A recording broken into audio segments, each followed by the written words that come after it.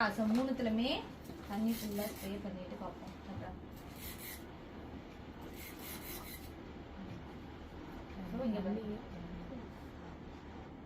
மூணுத்தையும் நம்ம செக் பண்ணா எது நல்லா இருக்கோ அந்த பிராண்ட் வந்து வாங்கிக்கோங்க. ஓகே, அது உங்களுக்கு லைவா வந்து செக் பண்ணி காமிச்சிட்டு எது நல்லா இருக்கு அப்படின்னு சொல்லிட்டு. ஓகே, இது வந்து பிளெண்ட் பண்ணோடனே அப்படியே வந்து ஸ்மஜ் ஆயிடுச்சு.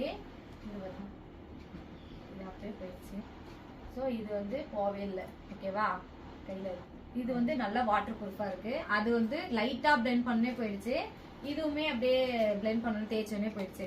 ஸோ அப்போ வந்து எயிட்டுக்கு நம்ம மேக்கப் போட்ட உடனே அவங்க என்ன பண்ணுவாங்க, ஆஃப்டர் அதுக்கப்புறம் வந்து அழுவாங்க. ஸோ வீட்டுல இருந்து கிளம்புறப்ப அப்ப அந்த கண்ணுல இருந்து தண்ணி வந்தாலும் இல்ல வேத்தாலும் அவங்க லைட்டா ஏதாவது தொடச்சாலும் ப்ராடக்ட், அதாவது ஜெல் ஐலைனரும் சரி காஜலும் சரி அப்படி பண்ணனா ஸ்மஜ் ஆகி கருப்பாவே ஆகக்கூடாது. அப்படி கருப்பாயிட்டா கண்ணு கீழே ஃபுல்லா அப்படியே தெரியும், போட்டோஸ்ல கருப்பா இருக்கும். ஸோ அந்த இடத்துல நீங்க டச்சப் பண்ண இல்லை அப்படின்னா ஆஃப்டர் அவங்க எடுக்கிற எல்லா போட்டோலையும் அதே மாதிரிதான் இருக்கும். அப்ப யூஸ் பண்ற காஜலும் சரி ஐலைனரும் சரி மெயினா ஸ்மஜ் ஆகாம வாட்டர் ப்ரூஃபா போட்டீங்கன்னா பிரச்சனையே கிடையாது. இப்ப அவங்க அழுதாலும் என்ன பண்ணாலும் தண்ணி பட்டாலும் வேர்த்தாலும் கலையாம இருக்கணும். ஓகேவா, சோ அந்த மாதிரி பிராண்டடா யூஸ் பண்ணி